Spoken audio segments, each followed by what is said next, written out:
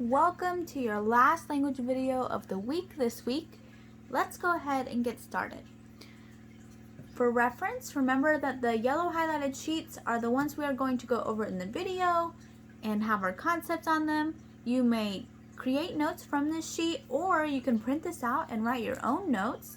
And then our second sheet is the guidelines for your written assignment. There is a written assignment due today, so you can either print this out and fill in the blanks, or if you cannot do that, follow the directions, write the sentence out, and fill in the correct word into the blank, okay? Let's go ahead and get started. Bear with me for a moment as I zoom in so that everyone has a good view. Well, let's start with the review. Okay. So looking at the review, I'm just going to go over the concept. I feel like it was a pretty easy concept that we went over, so let's just go ahead and do it. Look at that first highlighted section we have here. It says, never use and for to after the verb try. So if you use the verb try and you need to connect the verb try to something, you would use the word to. You would never use the word and. Okay?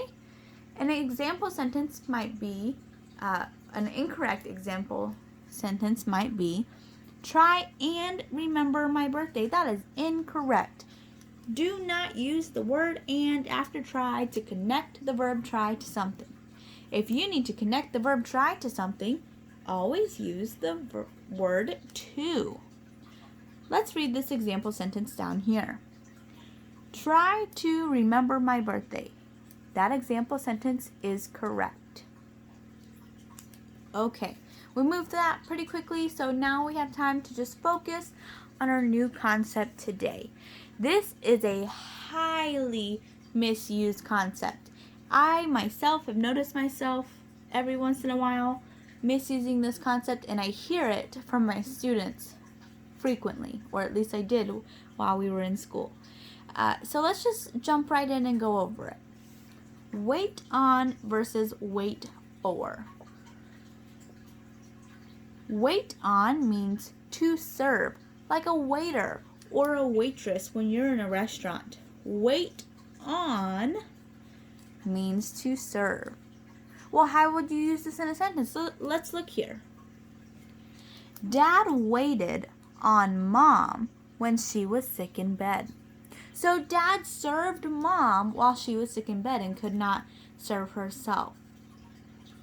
Now let's look here at wait for. Wait for means to spend time waiting. We tend to mix these up quite a bit. Sometimes we might say, oh, I've been waiting on them so long before we could leave. Well, that is actually incorrect. You have been waiting for them before you could leave. Let's look at this example sentence we are given down below. At the airport, Kyle waited for his sisters for a full hour. Interesting. So, wait for means to spend time waiting, and wait on means to serve. Wait for means to spend time waiting, but wait on means to serve. That is a pretty easy concept, but let's make sure we're speaking with correct grammar and trying our best to portray how intelligent we really are by using these words properly.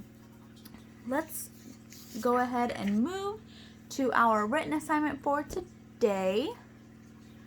I'm gonna straighten this out for you for a little bit, not for a little bit. Ooh.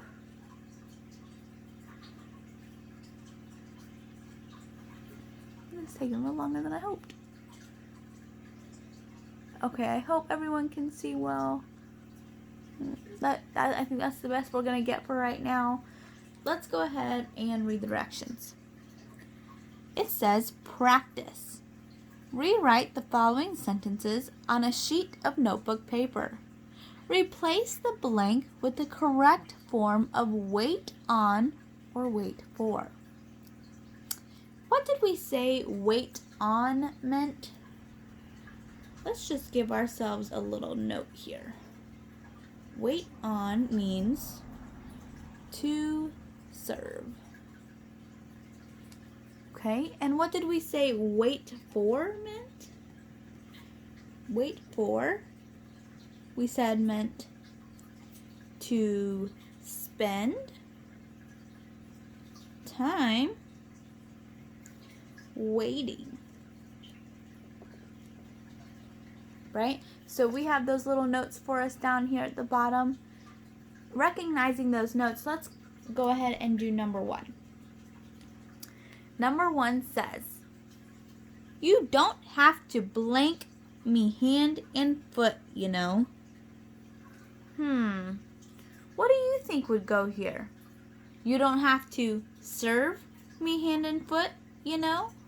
Or you don't have to spend time waiting me hand and foot, you know?